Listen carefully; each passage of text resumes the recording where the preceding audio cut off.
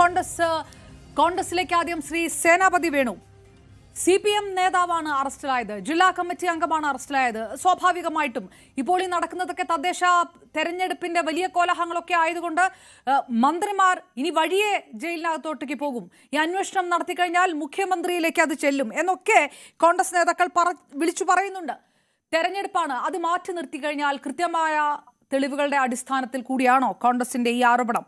ഇതൊക്കെ ഇങ്ങനെ ഒറ്റയ്ക്കും തെറ്റയ്ക്കും പറഞ്ഞിട്ടും പത്മകുമാറിനെ വിടാതെ ചേർത്ത് പിടിക്കുന്നുണ്ട് പാർട്ടി. അതായത് ഇതിനപ്പുറത്തേക്കുള്ള ഒരു പ്രതിഷേധത്തിലേക്ക് കടക്കാൻ പ്രതിപക്ഷത്തിന് കഴിയില്ല എന്നൊരു ആത്മവിശ്വാസം CPM-നും സർക്കാരിനും ഉള്ളത് കൊണ്ടല്ലേ? അല്ല, ഇവിടെ മുമ്പ് പത്മകുമാർ പറഞ്ഞ ഒരു വാചകത്തിൽ നിന്ന് ഞാൻ തുടങ്ങാം. നമ്മൾ ദൈവതുല്യരായി കാണുന്ന ചില ആളുകൾ പറഞ്ഞാൽ അതാണ് അതിൻ്റെ ആ ഒരു ഗൗരവം. അതാണ് നമ്മൾ ദൈവതുല്യരായി കാണുന്ന ചില ആളുകൾ പറഞ്ഞാൽ, നിർദ്ദേശിച്ചാൽ നമുക്ക് എന്ത് ചെയ്യാൻ പറ്റും എന്നുള്ളതാണ് അദ്ദേഹത്തിന്റെ ഒരു ചോദ്യം. മുമ്പ് അപർണയും ഒക്കെ നമ്മൾ പഴയ ഒരിക്കൽ വാസു ഇരുന്ന ഒരു പാനലിൽ, ചാനൽ ചർച്ചയിൽ അന്നും നമ്മൾ പറഞ്ഞതാണ്.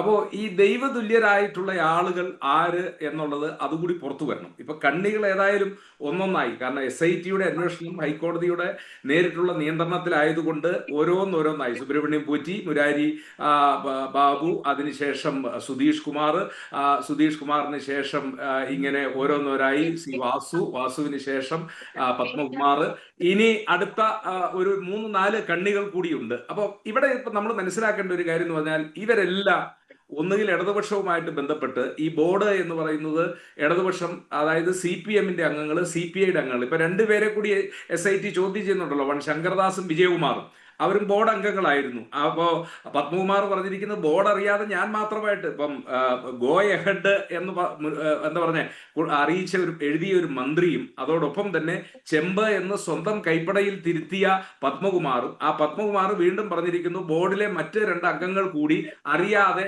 അല്ല ഈ കാര്യങ്ങളൊക്കെ ചെയ്തിരിക്കുന്നത് എന്ന്. അപ്പൊ SIT അവരെ ചോദ്യം ചെയ്തിരിക്കുന്നു. അപ്പോൾ അതുകൂടി അത് മിസ്സിംഗ് ലിങ്ക് അല്ല, it is A connecting link, corroborative evidence ആണ്.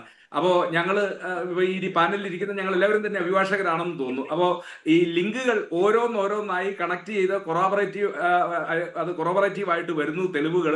അപ്പൊ ഇനി അടുത്ത ഘട്ടത്തിലേക്ക് പോകേണ്ടത് ഒരു സംശയവും വേണ്ട, അന്നത്തെ ദേവസ്വം മന്ത്രിയിലേക്കാണ്. കാരണം ആ ദേവസ്വം മന്ത്രിയുടെ അറിവോടുകൂടി, ഇനി മന്ത്രി അറിവില്ല എന്ന് പറഞ്ഞാൽ പോലും ദേവസ്വം ബോർഡിന്റെ മന്ത്രിയാ, അല്ല വേറെ ഏതെങ്കിലും ഒരു മന്ത്രിയല്ല, അദ്ദേഹത്തിന്റെ കീഴിലാണ് ഈ ദേവസ്വം ബോർഡും അതിലെ ഉദ്യോഗസ്ഥന്മാരും ഒക്കെ പ്രവർത്തിക്കുന്നത്. അപ്പൊ ഇവര് നേരിട്ട് ഈ കാര്യത്തെക്കുറിച്ച് റിപ്പോർട്ട് കൊടുക്കേണ്ടത് ഈ മന്ത്രിക്കാണ്. അപ്പൊ മന്ത്രിക്ക് ഈ കാര്യത്തിൽ അറിവുണ്ട് എന്നുള്ള കാര്യത്തിൽ തർക്കമില്ല. അപ്പോഴാണ് ഞാൻ ആദ്യം പറഞ്ഞ വാക്ക്, നമ്മൾ ദൈവതുല്യരായി കാണുന്ന ആളുകൾ നമ്മളോട് പറഞ്ഞാൽ, നിർദ്ദേശിച്ചാൽ നമുക്ക് എന്ത് ചെയ്യാൻ കഴിയുമെന്ന് SIT-യോട് അദ്ദേഹം പറഞ്ഞിട്ടുണ്ടാകുമെന്ന് ഞാൻ പ്രതീക്ഷിക്കുന്നു. ആ ദൈവതുല്യരാര് എന്ന്, ആ ദൈവതുല്യരിലേക്ക് പതുക്കെ അന്വേഷണം എത്തും.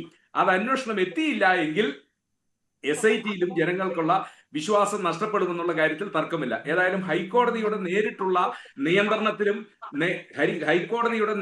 നിയന്ത്രണത്തിലും മേൽനോട്ടത്തിലും ആയതുകൊണ്ട് SIT അങ്ങോട്ട് പോകാതിരിക്കാൻ പറ്റത്തില്ല. അതോടൊപ്പം തന്നെ ഇവിടെ ഈ തൊണ്ടി മുതൽ, അതായത് ഈ മോഷ്ടിച്ചുകൊണ്ട് പോയി, ഇപ്പം ഹൈക്കോടതി തന്നെ പരാമർശിക്കപ്പെട്ടെന്നുണ്ടല്ലോ, ഏതൊരു കപൂറിന്റെ പേര്, വിജയ കപൂറോ, ഈ വിഗ്രഹങ്ങളൊക്കെ ഒരു അന്താരാഷ്ട്ര വിദഗ്ധൻ എന്ന് പറയുന്നത്. അപ്പൊ ഇവരൊക്കെ തമ്മിൽ എന്തെങ്കിലും ബന്ധങ്ങൾ ഉണ്ടോ എന്നുള്ളത് SIT-യുടെ അന്വേഷണത്തിൽ പുറത്തു വരേണ്ടതാണ്. അപ്പൊ ഇതിൽ കൈമറിഞ്ഞിരിക്കുന്ന കോടികൾ, ആ കോടികളൊക്കെ ആർക്കൊക്കെയാണ് കിട്ടിയിരിക്കുന്നത്, അതിന്റെയൊക്കെ പങ്കാളിത്തം ആർക്കാണ്?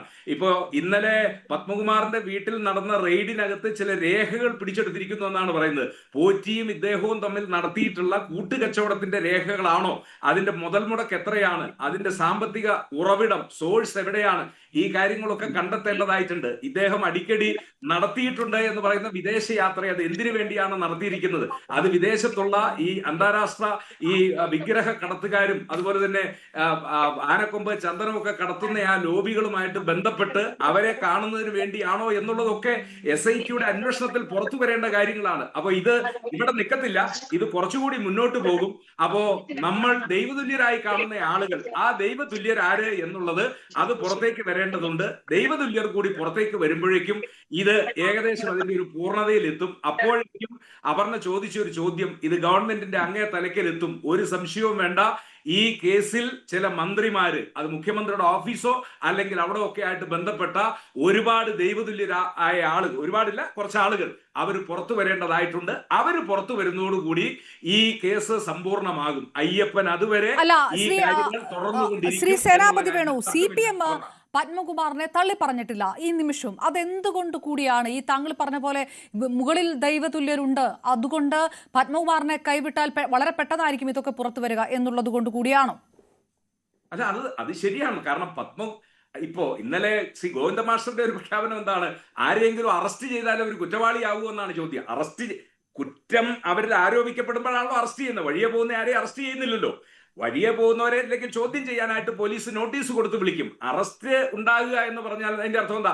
പ്രാഥമികമായിട്ട് അവർ കുറ്റം ചെയ്തിട്ടുണ്ട് എന്നുള്ള ഒരു പ്രാഥമികമായ എന്താ പറഞ്ഞ തെളിവുകളുടെ അടിസ്ഥാനത്തിലാണല്ലോ. ഇപ്പൊ ഇവര് സമ്പൂർണ്ണമായി ഇവരുടെ പേരുള്ള കുറ്റം തെളിയണമെങ്കിൽ ഇതിന്റെ റിക്കവറി നടപടികൾ, അതോടൊപ്പം തന്നെ ഈ കേസിന്റെ വിചാരണയൊക്കെ പൂർത്തീകരിക്കണം. പക്ഷെ വിചാരണ പൂർത്തീകരിക്കുന്നതിന് മുമ്പായി ഇവരെയൊക്കെ പോലീസ് അറസ്റ്റ് ചെയ്യാനും സ്പെഷ്യൽ ഇൻവെസ്റ്റിഗേഷൻ അറസ്റ്റ് ചെയ്യാനും ഇവരെ ക്വസ്റ്റ്യൻ ചെയ്യാനും ഒക്കെ കാരണം എന്താ? ഇവരുടെ പേരിൽ പ്രാഥമികമായി ഇവർ കുറ്റകൃത്യം ചെയ്തതായി അത് ബോധ്യപ്പെടുന്നു. ആ ബോധ്യപ്പെടുന്ന ഘട്ടത്തിലാണ് ശ്രീ ഗോവിന്ദ മാഷെ പോലെ ഒരാള്, അദ്ദേഹം അങ്ങനെ ഒരു പ്രസ്താവന നടത്തിയാൽ മതിയോ?